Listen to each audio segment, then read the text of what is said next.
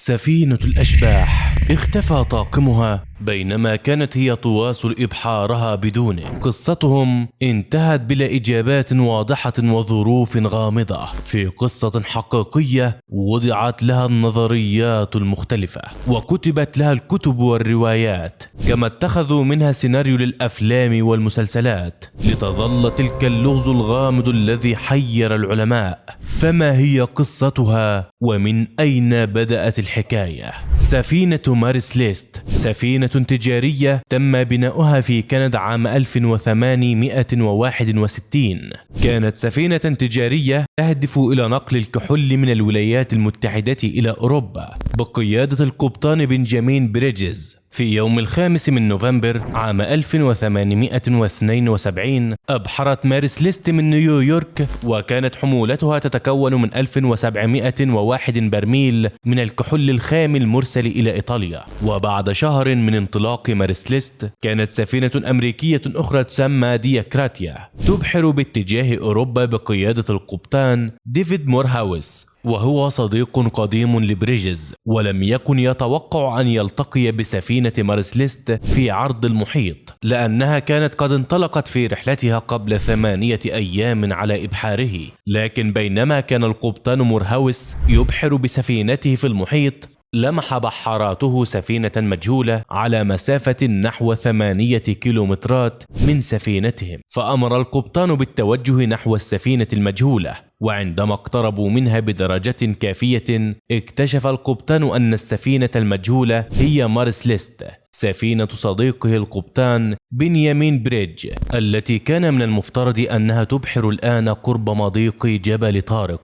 حينها تأكد القبطان أن السفينة مارس ليست قد تعرضت لخطر ما، فقرر إرسال أحد بحاراته ليصعد على متنها ويعرف ماذا حل بها. فتوجه نحو السفينة بالقارب ثم تسلق إلى سطحها، وأول عمل قام به هو التحقق من مضخات السفينة، فوجد أن أحدها مازال يعمل، أما الاثنان الآخران فكان مفقودان. وخلال تفتيشه للسفينة لم يعثر على أي شخص، فقد اختفى كل من عليها. والمثير للدهشة أن السفينة عثر عليها خالية من البشر تماما وبحالة ممتازة، فاختفى الطاقم وترك وراءه كل شيء، حتى أن دفة السفينة لم تكن مربوطة، كما أن شحنتها لم تلمس، والأغراض الشخصية للركاب لا تزال في مكانها الصحيح، بما في ذلك الأغراض القيمة. أما الركاب لم يرهم أو يسمع عنهم أحد بعد ذلك، ويعتبر هذا اللغز من أكثر الألغاز البحرية غموضا إلى اليوم.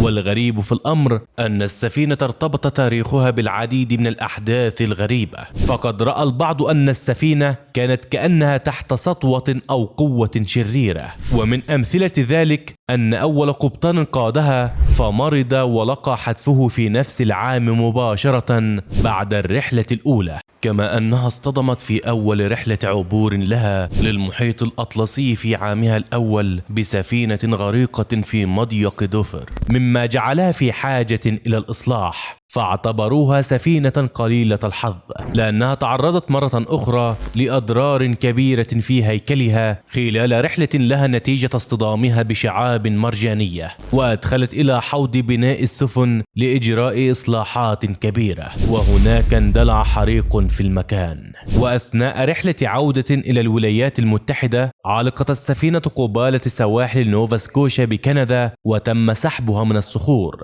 ثم واصلت ملكيتها الانتقال من يد إلى أخرى، ولم يحقق أحد من ورائها أي أرباح، بل يقال أن بعضهم قد أفلس، إلى أن اشتراها أمريكي في مزاد علني في نيويورك مقابل $1850، وقام صاحبها الجديد بإدخال تعديلات وإصلاحات كبيرة عليها كلفه $8960 إضافيا، وجرى تغيير اسمها من أمازون إلى ماريس ليست. وكانت هذه بداية اللعنة، فأنزلت مياه النهر الشرقي في نيويورك، وكانت تستعد إلى السفر إلى جزيرة بإيطاليا تحت قيادة قبطانها الجديد البالغ من العمر 37 عاما، وكانت تصطحبه على متن السفينة زوجته سارة، 30 عاما، وطفلهما الصغير الذي لم يتجاوز العامين، علاوة على طاقم يتكون من 7 أشخاص. تلك السفينة التي اعتقد أصحابها أنها جديدة تماما وأنها مرشحة لمستقبل مشرق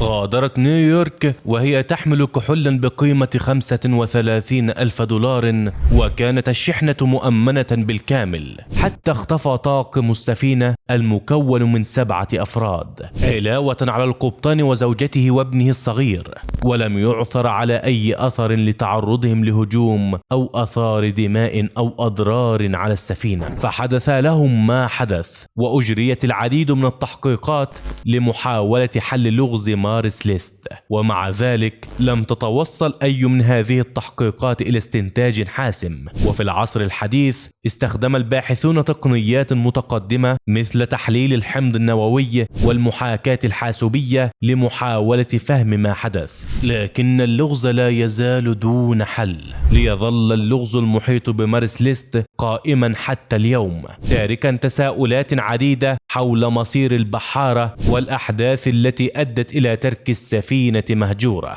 فهل كان هناك تدخل خارق للطبيعة أم أن هناك تفسيرا أرضيا لما حدث؟